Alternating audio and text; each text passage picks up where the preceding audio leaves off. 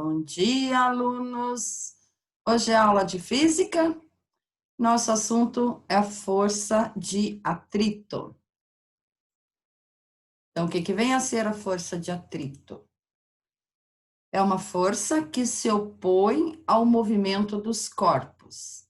Ela pode ser estática, se o corpo estiver em repouso, ou dinâmica, para corpos em movimento. Então, quando queremos que um objeto entre em movimento, aplicamos uma força sobre ele, ou puxando ou empurrando. Porém, nem sempre esse objeto move-se. Isso ocorre porque passa a atuar sobre ele uma força contrária a esse movimento. Então, assim, se a gente quer empurrar um corpo, vamos supor para o lado direito, a força de atrito que se dá entre a superfície e a superfície do corpo é que é a força de atrito. Então, ela sempre vai ter direção contrária. Então, a força de atrito pode ser definida como a força que se opõe ao movimento dos corpos. Então, o simples fato de a gente conseguir caminhar só é possível por causa da força de atrito que existe entre a sola do calçado e o chão, e a superfície, né, por onde a gente está andando. Então, a classificação, a força de atrito cinético, ou também chamado de dinâmico. Essa força surge em oposição ao movimento de objetos que estão se movendo. E a força de atrito estático atua sobre o objeto em repouso e dificulta ou impossibilita que ele inicie o movimento. Então, cinético ou dinâmico em movimento e o estático em repouso. O módulo da força de atrito estático ou cinético vai depender principalmente de dois fatores. Primeiro fator, do módulo da força normal, que é o N. Um corpo,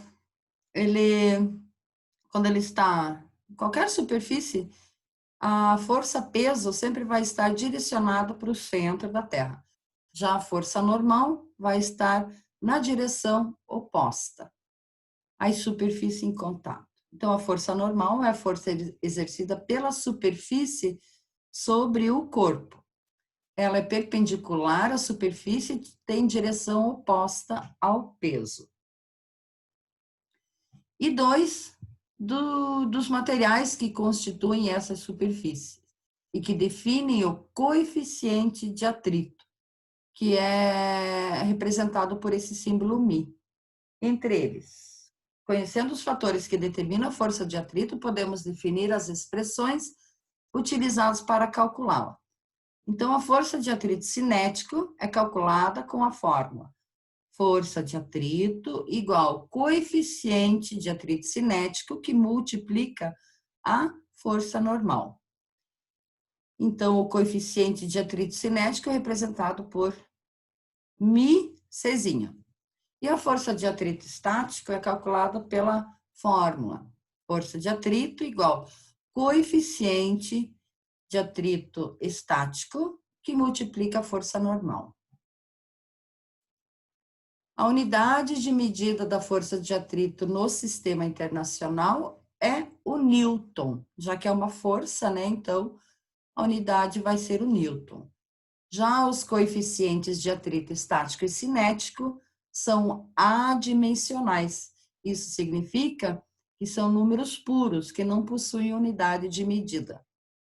Então, por exemplo, uma superfície tem coeficiente de atrito cinético 0,2, é 0,2 e acabou, não precisa colocar unidade nenhuma, que não tem.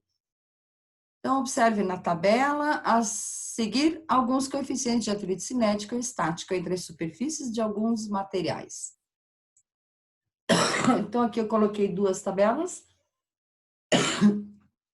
né, com o coeficiente de atrito estático e cinético. Então, a gente pode perceber que o coeficiente de atrito estático sempre será maior que o cinético em todos os materiais. A madeira sobre madeira, por exemplo, 0,5 para o atrito estático e 0,2 para o atrito cinético. A análise gráfica da força de atrito. Então, a gente tem aqui a força de atrito, o dinâmico aqui e o estático aqui em cima. Então, quando um corpo está em repouso, a gente está aplicando uma força e ele chega na iminência do deslizamento. Aí a força de atrito é máxima, a força de atrito estática, né? É máxima. Depois, quando ele começa a entrar em movimento, aí passa a ser o atrito cinético. Então, a força de atrito estático sempre vai ser máxima aqui em cima no pico, tá? Na iminência do deslizamento. Então, força de atrito estático atua sobre o objeto em repouso e dificulta ou impossibilita que ele inicie o movimento. A força de atrito cinético dinâmico é uma força que surge em oposição ao movimento de objetos que estão se movendo. No campo da física, podemos afirmar que o atrito faz parte do nosso cotidiano e age por meio da força de atrito, que age sempre no sentido contrário ao movimento.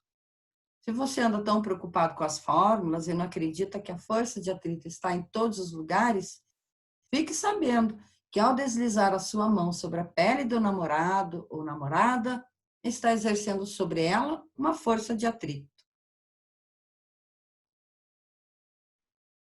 Então, aqui novamente o gráfico, as equações, né? A força de atrito que multiplica a força normal pelo coeficiente de atrito estático e aqui pelo coeficiente de atrito cinético.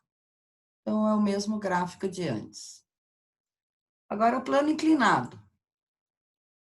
Ao analisarmos as forças que atuam sobre um corpo em um plano inclinado, a gente vai ter a força-peso e a força normal. A força-peso, ela está direcionada para o centro da Terra. Agora, aqui, a força normal, ela não vai estar na mesma direção do peso. Ela vai estar perpendicular a esse plano, ou seja, o plano com a normal vão formar um ângulo de 90 graus. Já a força normal é a força de reação e tem origem na superfície onde o movimento ocorre. Logo, tem um ângulo igual ao plano do movimento.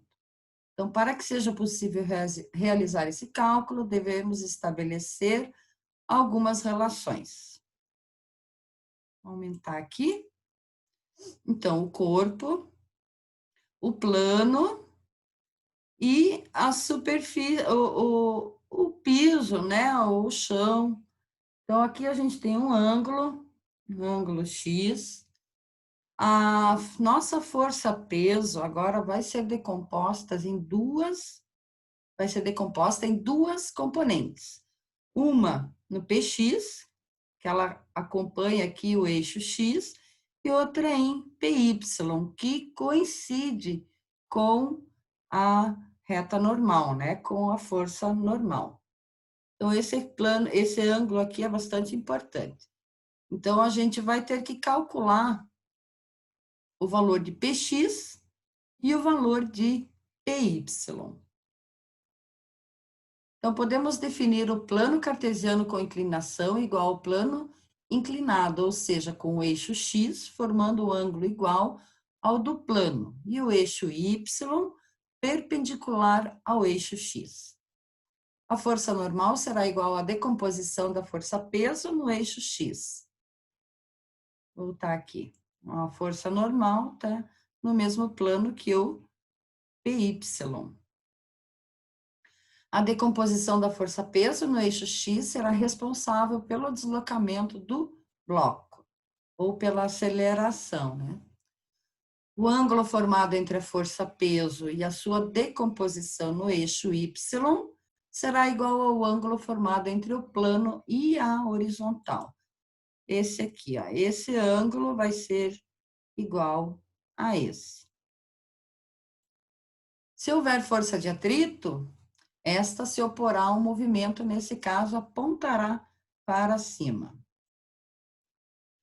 Então, sabendo isso, podemos dividir as resultantes das forças em cada direção. Então, na direção Y, como o bloco não se desloca para baixo nem para cima, essa resultante é... Opa, que saiu fora do...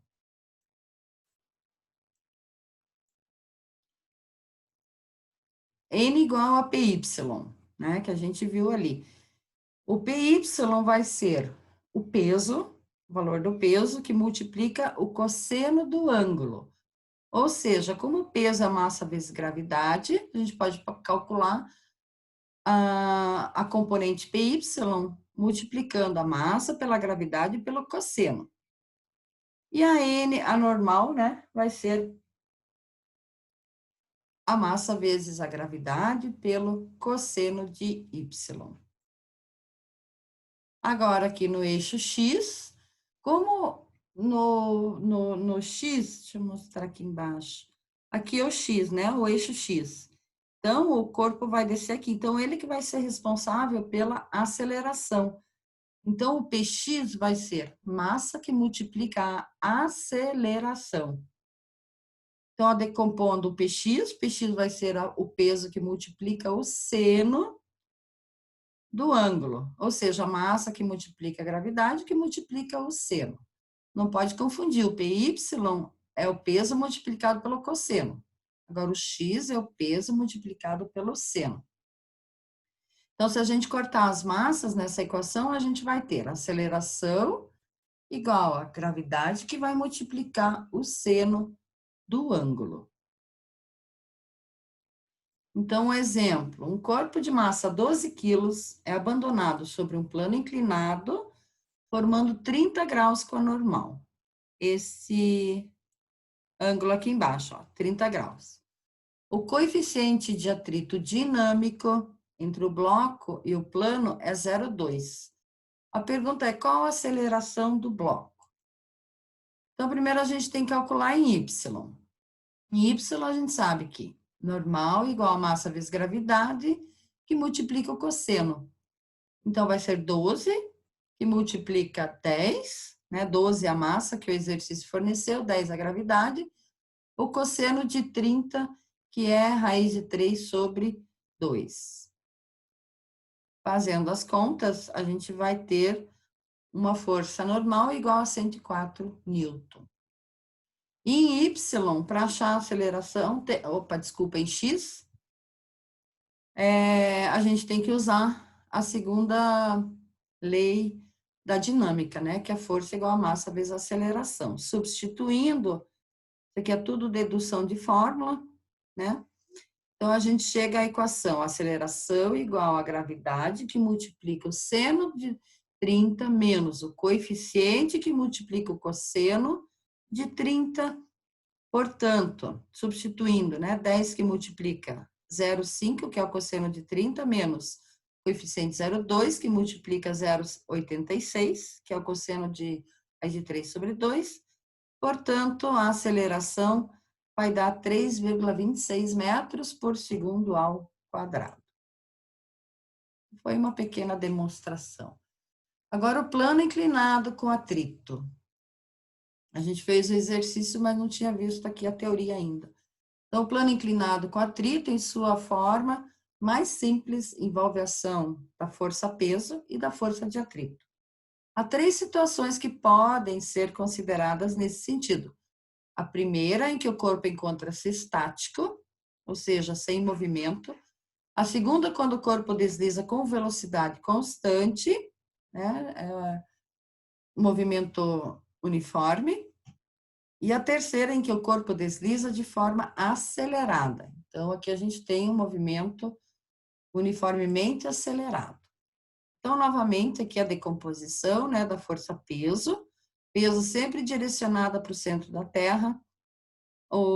A componente Px no eixo X, componente Py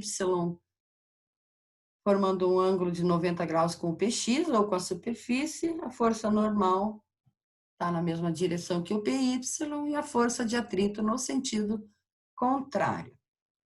A força de atrito vai estar entre a superfície aqui e esse bloco.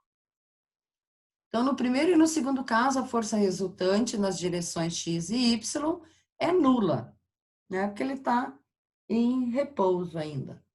O que os difere, de fato, é apenas o coeficiente de atrito, que no primeiro caso é estático, e no segundo é dinâmico. No último caso, utiliza-se o coeficiente de atrito dinâmico. Entretanto, a força resultante é não nula e, por isso, é igual à massa do corpo multiplicada pela aceleração. No plano inclinado, então, com o bloco em movimento. A figura está meio pequena, mas repetindo novamente a fórmula, a aceleração é igual à gravidade, que multiplica o seno do ângulo menos o produto do coeficiente de atrito cinético pelo cosseno do ângulo. Ou, a gente pode escrever diferente também, né? A gravidade que multiplica o cosseno do ângulo, multiplicado pela diferença do atrito cinético pelo atrito estático. Aliás, o coeficiente, né? Então, como o coeficiente cinético é menor que o estático, a inclinação pode ser reduzida e o bloco continuará em movimento. Tem mais um tema, que é a força de resistência do ar. Quando um corpo se movimenta em contato com um líquido ou um gás, se a gente analisar a atmosfera, né, é um gás.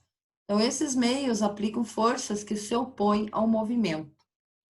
Para corpos que se movimentam no ar, a força de resistência que o ar aplicará sobre eles é dada pela fórmula. Vou deixar bonitinho aqui. Força de resistência igual a constante que multiplica a velocidade ao quadrado. A constante, essa constante K, ela vai depender do formato do corpo e da área de seção transversal do corpo. Se a gente analisar o paraquedas aqui, a área do paraquedas, né? Se fosse a metade, vamos supor, a resistência seria bem menor. Então, vai depender da área dele e da espessura, que é a área de seção transversal. Então, sendo essa perpendicular à direção do movimento. E vai ser dado em Newton por segundo ao quadrado por metro, aliás, Newton por metro ao quadrado por segundo ao quadrado. E a velocidade em metros por segundo. Então, ao saltar de paraquedas, tem-se as seguintes situações: saltar com o paraquedas fechado e o corpo do esportista na horizontal. Então, a força de resistência do esportista vai ser calculado pela constante do esportista, que multiplica a velocidade ao quadrado. Ou a força de resistência do esportista menos o peso, igual a massa vezes a aceleração. Após o salto, o paraquedas se abrirá. Então, agora a gente pode calcular a força de resistência do paraquedista igual a constante do paraquedista, que multiplica, aliás, do paraquedas, que multiplica a velocidade ao quadrado. Ou a força de resistência do paraquedas menos o peso, igual a massa vezes a aceleração. A área de seção transversal do paraquedas é maior que a do esportista, o que faz com que a constante do paraquedas seja maior que a do esportista. E logo, a força de resistência do paraquedas vai ser maior que a força de resistência do esportista. Se fosse ao contrário aqui, não precisaria nem de paraquedas, né? E a força de resistência do ar na situação 2 é maior do que na situação 1. E na velocidade limite que o esportista atingirá após o paraquedas ser aberto e dada quando a força de resistência do paraquedas é igual a P, igual ao peso. Então, da expressão anterior, tiramos que a constante do paraquedas, que multiplica a velocidade ao quadrado, igual a P, igual ao peso. Ou velocidade ao quadrado igual ao peso que divide a constante, ou ainda, né, que tirando ao quadrado e colocando na raiz, a raiz quadrada do peso sobre a constante, que é a velocidade limite ou velocidade máxima. Então, a aula de hoje era isso. Agradeço a presença.